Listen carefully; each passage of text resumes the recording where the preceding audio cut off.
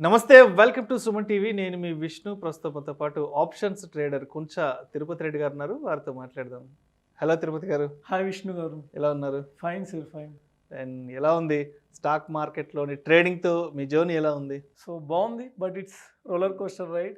Market చాలా వాలటైల్గా ఉంటుంది కదా, సో అందరు సరదాగా యూజ్ చేస్తారు డ్యామ్ షూర్గా market. Yes yes.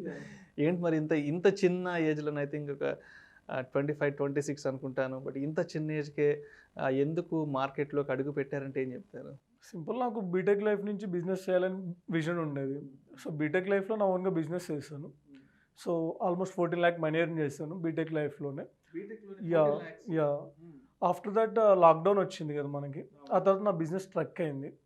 So then నేను అప్పుడు న్యూ వేస్ సెట్ చేస్తున్నాను. ఆ టైంలో నాకు ట్రేడింగ్ ఇలా ఉందనేసి నా ఫ్రెండ్ ద్వారా తెలిసింది. సో తను ఆల్రెడీ ఒక 1 year నుంచి 2019 నుంచి ట్రేడింగ్ చేస్తున్నారు. సో నేను తన దగ్గర నుంచి నేర్చుకున్నాను. సో ఆ తర్వాత నా ఓన్గా నేను మాస్టర్ అయ్యాను. సో ఇప్పుడు ట్రేడింగ్లో మంచి ఎక్స్పర్ట్ అయితే. అయితే ఈ స్టాక్ మార్కెట్లోని ఈ ట్రేడింగ్ విషయానికి వస్తే అసలు ఎన్ని టైప్స్ ఆఫ్ ట్రేడింగ్ అనేది ఉంటుంది? అసలు ఎన్ని రకాలు ఉంటాయి ట్రేడింగ్లో?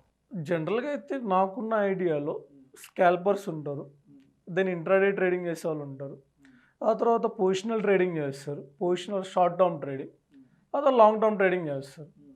జనరల్గా స్కాల్పింగ్ ట్రేడింగ్ అనేది ఏంటంటే ఎక్కువ ఆప్షన్ బయర్స్ చేస్తారు. విత్ ఇన్ మినిట్స్లో ఎంటర్ అవుతాం, మినిట్స్లో ఎగ్జిట్ అయిపోతాం. సో నా పాయింట్ ఆఫ్ వ్యూలో నేను ట్రై చేశాను అది ఒక 3 months, బట్ అది మోర్ స్ట్రెస్ఫుల్ గేమ్.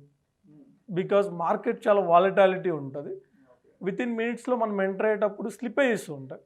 స్లిపేజెస్ అంటే ఫర్ ఎగ్జాంపుల్ మనకు 120 రూపీస్ దగ్గర మనం ఎంటర్ అవుదాం అనుకుంటున్నాం, మన ట్రేడ్ వచ్చేసి 125 రూపీస్ దగ్గరే ఎగ్జిక్యూట్ అవుతుంది. ఆల్రెడీ 5 రూపీస్ మనం మైనస్లో ఉంటాం. సో బేసిక్ ప్రాబ్లం ఉంటుంది స్కాల్పింగ్లో. సో ఇంట్రాడే వచ్చేసి it's good game, but long టర్మ్లో అంటే మీరు ఒక 10 years 20 years మార్కెట్లో ఉండాలంటే వర్కౌట్ అవ్వదు. సో పొజిషనల్ ట్రేడింగ్ అనేది వర్కౌట్ అవుతుంది మనం లాంగ్ టర్మ్లో మార్కెట్లో ఉండాలంటే. రీజన్ ఏంటంటే పొజిషనల్ ట్రేడింగ్కి మనకు టైం ఉంటుంది అడ్జస్ట్ చేసుకోవడానికి. టైం ఉంటుంది బ్యాలెన్స్ చేసుకోవడానికి. ఎస్, మనకి లైక్ ఇంట్రాడే అవ్వచ్చు ఆర్ఎల్స్ స్కాల్పింగ్ అవ్వచ్చు, ఇందులో టైం ఉండదు. బేసిక్గా పొజిషన్లో టైం ఉంటుంది. సో లాంగ్ టర్మ్ ట్రేడింగ్ చేయొచ్చు, బట్ లాంగ్ టర్మ్లో మన క్యాపిటల్ స్ట్రక్ అవుతుంది. సో ఇప్పుడు మనం main stock market people interest చూపించేది లిక్విడిటీ. మనకి ఇప్పుడు రియల్ ఎస్టేట్ తీసుకున్నాం, రియల్ ఎస్టేట్లో లిక్విడిటీ ఉండదు. So same problem long term ఇన్వెస్ట్మెంట్కి వస్తే లిక్విడిటీ ఇష్యూ ఉంటుంది. సో నా పర్సనల్ ఎక్స్పీరియన్స్ అయితే పొజిషనల్ ట్రేడింగ్ అనేది బెస్ట్ చాయిస్. అయితే రిటర్న్స్ పరంగా ఆలోచిస్తే దేంట్లో మంచి కన్సిస్టెంట్ రిటర్న్స్ ఉంటాయంటారు? మరి ఏది సేఫ్ ఉంటుంది అంటారు? ఇప్పుడు మీరు చెప్పిన లాంగ్ టర్మ్ కానీ పొజిషనల్ కానీ స్కాల్పింగ్ కానీ, సో వీటిలో రిటర్న్స్ పరంగా ఏది బాగుంటుంది అంటారు? సో రిటర్న్స్ పరంగా అయితే ఆప్షన్ సెల్లింగ్ చాలా safe. Option selling, yes, returns and consistent returns ఉంటాయి. ఇప్పుడు every person government job choose చేసుకుంటారు. ఒక గవర్నమెంట్ జాబ్ ఒక పర్సన్కి వచ్చింది అనుకో, తను చాలా హెవీగా ఫీల్ అవుతుంది. రీజన్ ఏంటంటే ఆ పర్సన్కి లైఫ్ లాంగ్ కన్సిస్టెంట్ రిటర్న్ వస్తుంది, కన్సిస్టెంట్ గ్రోత్ ఉంటుంది, కాంపౌండింగ్ ఉంటుంది, తన శాలరీ కూడా కాంపౌండింగ్ ఉంటుంది. సో ఆప్షన్ సెల్లింగ్ కూడా ఈక్వల్ టు గవర్నమెంట్ జాబ్ లెక్క ఉంటుంది ట్రేడింగ్లో, బట్ పేషెన్స్ ఉండాలి.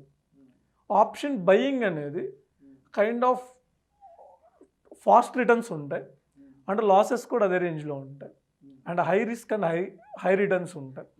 బట్ నేనైతే ఆప్షన్ సెల్లింగ్ ప్రిఫర్ చేస్తాను over buying. Option selling, yes. ఇంకో రీజన్ ఏంటంటే ఆప్షన్ సెల్లింగ్ ప్రిఫర్ చేయడానికి, నేను ఇందాక positional trading adjustments, so same option సెల్లింగ్లో మనకు టైం ఉంటుంది అడ్జస్ట్ చేయడానికి మార్కెట్ని. ఇన్ కేస్ మార్కెట్లో మనం ఒక ఫర్ ఎగ్జాంపుల్ మన డైరెక్షన్ వచ్చి అప్వర్డ్ ఉంది, మన మార్కెట్ అప్ సైడ్ డైరెక్షన్ ఉందని ఎంటర్ అయ్యాం. ఇన్ కేస్ మనకి మార్కెట్ లైక్ రివర్స్గా, ఎందుకంటే మార్కెట్ ఇర్రేషనల్గా ఉంటుంది, ఎవరిని లైక్ మార్కెట్ ఎవరిని ఫాలో అవ్వదు, పీపుల్ మార్కెట్ని ఫాలో అవ్వాలంతే. సో సేమ్ థింగ్ ఆప్షన్ సెల్లింగ్లో మనం అనుకున్న డైరెక్షన్లో మార్కెట్ వెళ్ళలేదు అనుకుందాం, సో మనకి ఆ వచ్చిన లాస్ని మినిమైజ్ చేయడానికి టైం ఉంటుంది. కానీ ఆప్షన్ బయింగ్ అలా ఉండదు. సో స్లిపేజెస్ ఉంటాయి మెయిన్ ఆప్షన్ బయింగ్లో. సెకండ్ వచ్చేసి చాలా స్ట్రెస్ ఉంటుంది ఆప్షన్ బయింగ్ చేసేటప్పుడు. రీజన్ ఏంటంటే కన్సిస్టెంట్ రిటర్న్ ఉండదు. ఫర్ ఎగ్జాంపుల్ ఈరోజు నాకు ఒక 1 lakh ఒక 10,000 ప్రాఫిట్ వచ్చింది అనుకో, నెక్స్ట్ డే 20,000 లాస్ వస్తుంది. సైకలాజికల్గా ఎక్కువ డిస్టర్బ్ అవుతాం. సో ఆప్షన్ బయింగ్ చేసేటప్పుడు ఆ ప్రాసెస్లో ఏంటంటే మన గ్రీడ్నెస్ ఇంక్రీజ్ అవుతుంది. దెన్ మనం గ్యాంబ్లింగ్ చేయడం స్టార్ట్ చేస్తాం. Gambling or you know revenge trading అవ్వచ్చు. ఇవన్నీ మనలో ఉన్న ఎమోషన్స్ అనేవి కంట్రోల్ అవ్వవు. సో ఆప్షన్ సెల్లింగ్ అయితే చాలా పీస్ఫుల్గా ఉంటుంది. ఫస్ట్ ఆఫ్ ఆల్ చెప్పాను కదా, గవర్నమెంట్ జాబ్ లెక్క ఉంటుంది ఆప్షన్ సెల్లింగ్ అనేది. ఇంకా మోర్ ఓవర్ గ్రీడ్ అవ్వచ్చు, ఫియర్ అవ్వచ్చు. లైక్ ఒక 1 lakh ఉంటే 1 lakh 1 dayలో 10 lakh ఎర్న్ చేయాలన్న థాట్స్ ఉంటాయి. ఆప్షన్ బయింగ్లో మనీ అలానే వస్తాయి. పీపుల్ అలా థింక్ చేస్తారు అలా వస్తాయని. అండ్ ఇంకోటి సోషల్ మీడియాలో స్క్రీన్ షాట్స్ కూడా అదే రేంజ్లో ఉంటాయి. నేను 10,000కి 10,000 ఎర్న్ చేశాను, 50,000కి 30,000 ఎర్న్ చేశాను. బట్ అవన్నీ లాంగ్ టర్మ్లో వర్కౌట్ అవ్వవు. నాకున్న బిగ్ ట్రేడర్స్ అవ్వచ్చు, బిగ్ నేమ్ ఉన్న ట్రేడ్ అవర్స్ అవ్వచ్చు, వాళ్ళందరూ ఆప్షన్ సెల్లింగే చేస్తారు. ఎందుకనంటే నేను ఒక ఫేమస్ పర్సన్ ఒక డైలాగ్ విన్నాను.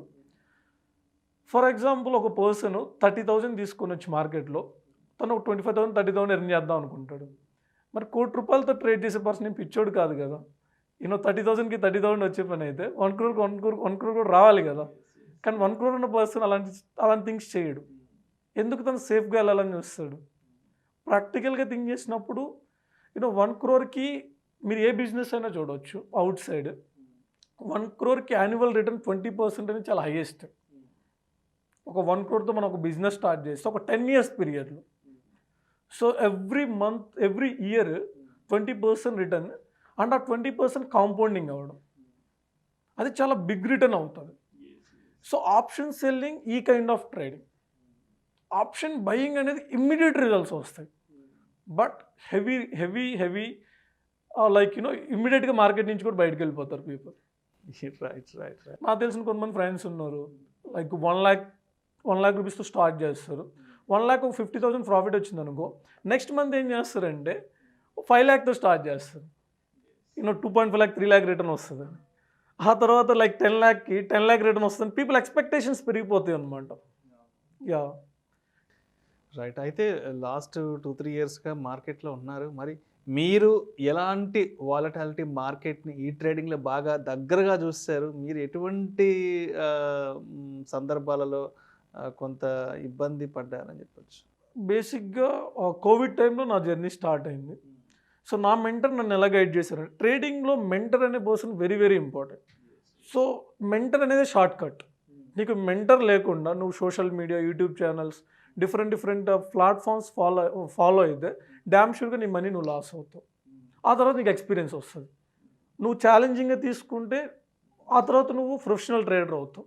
నువ్వు ఛాలెంజింగ్గా తీసుకోకపోతే మార్కెట్ నుంచి ఎగ్జిట్ అయిపోతావు. ఈ రెండే జరుగుతాయి. అలా కాకుండా నీకు మెంటర్ ఉంటే అది నీకు షార్ట్ కట్ అనమాట నీ జర్నీకి.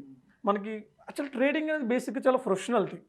పీపుల్ దాన్ని ఒక గ్యాంబ్లింగ్ ఈ కైండ్ ఆఫ్ మైండ్ సెట్తో ఉన్నారు జనరల్గా అవుట్ సైడ్.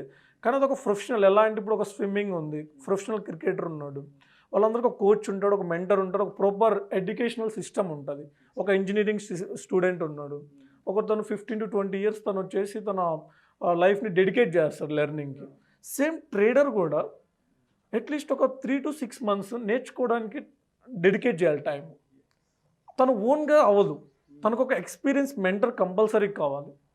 ఆ మెంటర్ని చూజ్ చేసుకోవడం కూడా తను వైజ్గా చూజ్ చేసుకోవాలి. అది నేను నా ట్రేడింగ్ జర్నీలో నేను చేసిన ఫస్ట్ థింగ్. అది నేను రైట్ మెంటర్ని సెలెక్ట్ చేసుకున్నాను. అండ్ నా మెంటర్ ఫస్ట్ నన్ను ఈక్విటీ సెగ్మెంట్లో ట్రేడ్ చేయమన్నారు. ఎందుకు ఈక్విటీలో చేయమన్నారంటే ఫస్ట్ మనం మార్కెట్తో సింక్లోకి వెళ్ళాలి సైకలాజికల్గా. అంటే మార్కెట్ మూమెంట్ ఎలా ఉంటుంది, బయింగ్ ఎలా జరుగుతుంది, సెల్లింగ్ ఎలా జరుగుతుంది, క్యాండిల్ స్టిక్ ఎలా ఉంటుంది, దాని మూమెంట్ ఎలా ఉంటుంది, ఈ థింగ్స్ అన్నీ నా మెంటర్ ఫస్ట్ వాటిని అర్థం చేసుకోమని చెప్పారు.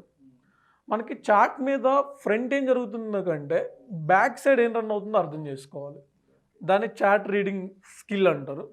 సో ఫస్ట్ నేను ఆ చార్ట్ రీడింగ్ స్కిల్ డెవలప్ చేసుకున్నాను ఈక్విటీ సెగ్మెంట్లో ట్రేడ్ చేయడం వల్ల. మెయిన్ ఈక్విటీ సెగ్మెంట్లో లో రిటర్న్ లో రిస్క్ ఉంటుంది, దానివల్ల మనం సైకలాజికల్గా డిస్టర్బ్ అవ్వం. ఆ తర్వాత వచ్చేసి కోవిడ్ టైంలో నేను స్టార్ట్ చేశాను. అప్పుడు హ్యూజ్ వాలటాలిటీ ఫేస్ చేశాను. బట్ నేను బిగ్ అమౌంట్ అయితే ట్రేడ్ చేయలేదు అప్పుడు. అందువల్ల నాకు జస్ట్ మార్కెట్ హ్యూజ్ వాలటాలిటీ ఉంటే అర్థమైంది, కానీ బిగ్ లాసెస్ అయితే ఫేస్ చేయలేదు. తిరుపతి గారు, మీరు ఈ ఆప్షన్స్ ఏదైతే ఉందో ఈ డెరివేటివ్ మార్కెట్ వైపు మీరు ఎట్లా అసలు ట్రావెల్ అయ్యారు? ఎందుకు అనిపించింది ఒక డెరివేటివ్ మార్కెట్లోకి సెగ్మెంట్లోకి అడుగు పెట్టాలని? ఈక్విటీలో నేను ప్రొఫెషనల్ అయ్యాను. ఈక్విటీ కంప్లీట్గా నేను లైక్ చాటింగ్ అవ్వచ్చు, ఎక్స్పీరియన్స్ గెయిన్ చేశాను బేసిక్గా. ఆ తర్వాత డెరివేటివ్ మార్కెట్ మెయిన్ ఒక ప్రొఫెషనల్ ట్రేడర్.